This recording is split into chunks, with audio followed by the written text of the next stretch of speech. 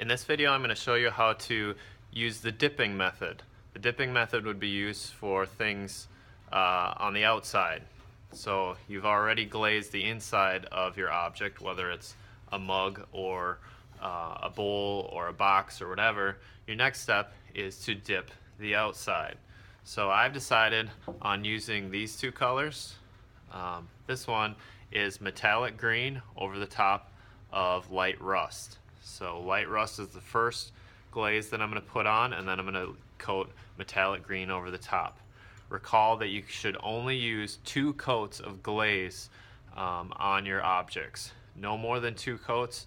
If there's more than 2 coats, it will potentially run because the glaze is too thick. So I'm going to start with, it looks like light rust. Here's my light rust glaze. I'll take the cap off, grab a mixing stick. Recall you always want to mix before you glaze each time, right before you glaze, to make sure those chemicals are all floating evenly in the glaze. If you don't mix, it might be too runny, too watery.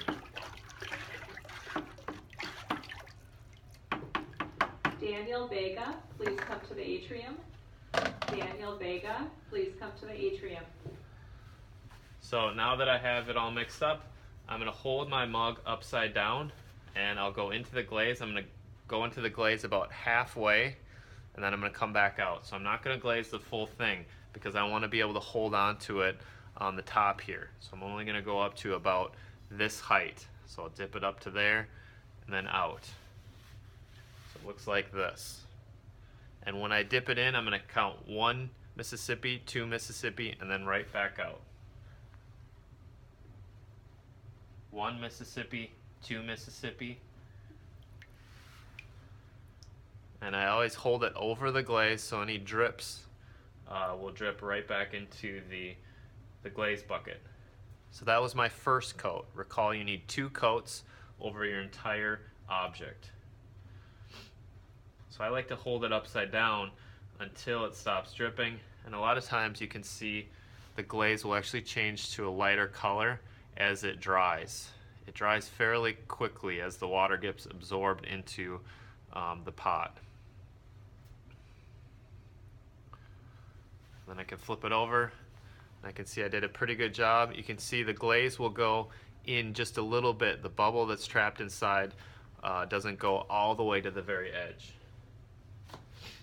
My next step is to do my second coat upside down. So I'm going to go up to that same line with the second coat of glaze. For this glaze, my second coat is metallic green. I've done light rust, now metallic green is going over the top. Here's my metallic green. I'm going to clean off my mixing stick, and I'm going to mix the metallic green really well. Seems like a simple thing, but if you don't do this, your mug might not be glazed very well. It might not get a good coat.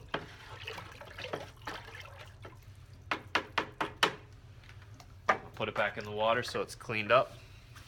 Then I'm going to take my mug, I'm going to do the same thing.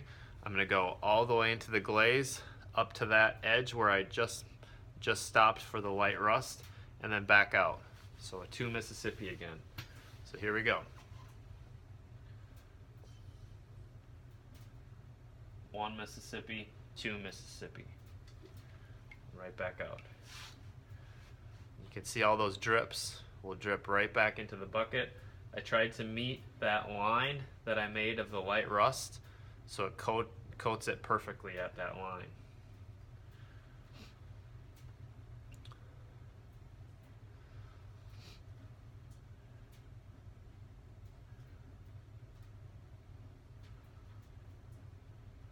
When it looks like it's pretty dry, when it's lightened up a little bit, then you can probably flip it over and you can see here I have a coat of light rust and a coat of metallic green. My next step is to do the bottom half.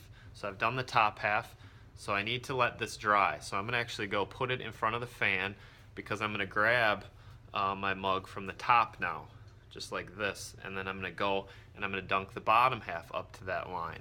But right now that glaze is pretty wet, so I'm actually going to put it by the fan for about 5-10 minutes, and then I'll come back and I'll do the bottom half.